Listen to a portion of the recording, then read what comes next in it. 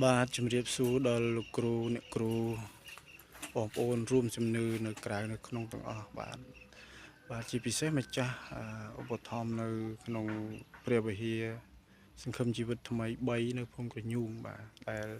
យើងខ្ញុំបានសាងសង់រួចរាល់ហើយឥឡូវនេះខ្វះបាទជួយអធិដ្ឋានសម្រាប់ការខ្វះខាតនៅទីនេះទី1បាទរបងនៅទីនេះបាទដោយសារតែមានគូមានបញ្ហាជាច្រើនបានចូលមកហើយយើងអត់របងអញ្ចឹងសូមលោកគ្រូអ្នកគ្រូបងប្អូនរួមជំនឿជួយឧបត្ថម្ភធ្វើជារបងដើម្បីការពារនៅទីនេះជារបស់រួមព្រះវិហារសង្ឃឹមជីវិតថ្មីនៅទីនេះបាទយើងសូមជួយអធិដ្ឋានសម្រាប់របងនៅទីនេះផងបាទសូមលោកគ្រូដែលជាម្ចាស់ជំនួយនៃព្រះវិហារសង្ឃឹមជីវិតថ្មីទី3នេះសូមជួយដោយធ្វើជារបងដើម្បីការពាររបស់របរនៅក្នុងព្រះវិហារបាទយើងមិនអាចការពារបានបើសិនជាគ្មានរបងបាទនេះវិលវល់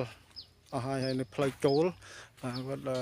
ម្ចាស់ដីគេធ្វើរបងហើយបាទនៅឃើញថានៅរវើនៅឡើងលហលហែមយើងបានសូមជំនួយពីរបសពរស់ជនជាពិសេសម្ចាស់ឧបត្ថម្ភនៃព្រះវិហារនេះសូមជួយអធិដ្ឋានសម្រាប់ព្រះវិហារនេះផងបាទដែលត្រូវការរបង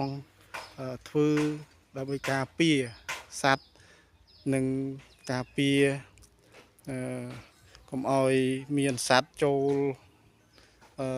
ធ្វើឲ្យប្រឡាក់ព្រះវិហារបាទចូលមកអាចដាក់នៅទីនេះហើយដោះប្រឡាក់ជាងវិហារអស់អញ្ចឹងសូមលោកគ្រូជាម្ចាស់ជំនួយនៃព្រះវិហារសង្ឃឹមជីវិតទី3សូមជួយអធិដ្ឋានសម្រាប់របងជុំវិញនេះផងបានហើយនេះផ្លូវនេះបាទផ្លូវនេះកំពុងតែម្ចាស់គាត់កំពុងតែរៀបរបងការពារភូមិករបស់គាត់ហើយពេលនេះគោតែងតែចេញចូលនៅទីនេះអាច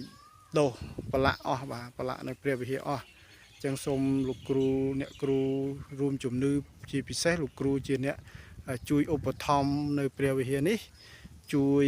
មេត្តាជួយជារបងតាមព្រះហត្ថីទ្រង់បាទអរគុណខ្ញុំមានតែប៉ុណ្ណេះជាបញ្ចប់សូមលោកគ្រូអ្នកគ្រូមានសុខភាពល្អបរិបូរណ៍មកពីព្រះអង្គបាទអរគុណសូមព្រះអង្គបានប្រទានពរលោកគ្រូទាំងអស់គ្នា